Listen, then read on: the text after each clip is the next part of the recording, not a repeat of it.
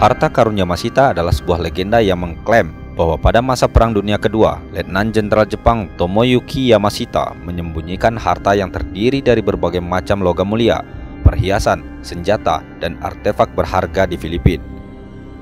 Menurut cerita, Yamashita memerintahkan tentara Jepang untuk mengambil harta dari seluruh wilayah Asia yang dikuasai Jepang dan menyembunyikannya di Filipina. Setelah perang berakhir, Jenderal Yamashita ditangkap dan dieksekusi.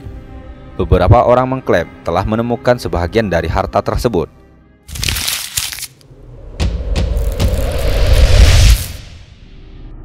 Namun, klaim tentang keberadaan harta karun Yamashita banyak yang tidak didukung oleh bukti dan banyak dipertanyakan oleh para sejarawan. Beberapa orang bahkan menyatakan bahwa legenda ini muncul sebagai alasan untuk pencurian artefak dan penjarahan setelah perang.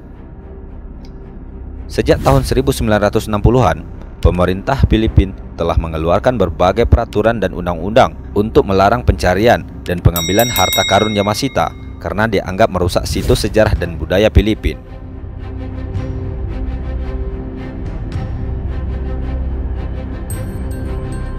Sampai saat ini, emas Jenderal Yamashita saat Perang Dunia Kedua masih diburu banyak pihak.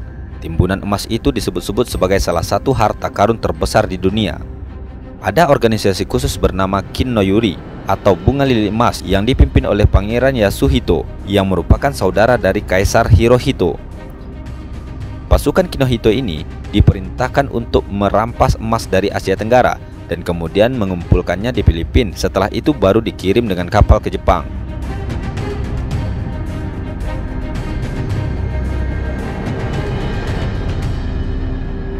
Dalam catatan sejarah, ada beberapa kali pengiriman emas dan barang berharga lain ke Jepang. Dengan emas rampasan inilah kemudian Jepang membiayai peperangan di Pasifik. Namun sejak tahun 1943, harta rampasan itu tidak bisa dikirim lagi ke Jepang, disebabkan karena armada laut Jepang sudah dikalahkan.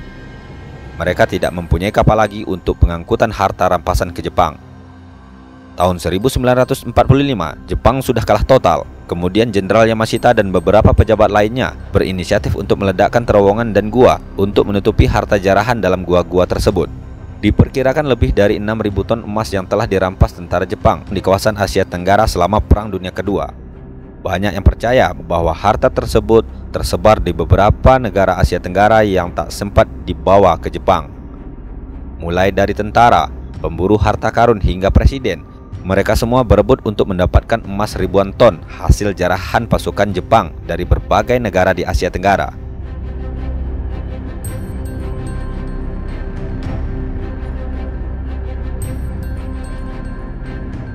Pada tahun 1960-an, Rogelio Roxas yang merupakan seorang tukang kunci di Filipina yang berusia 27 tahun.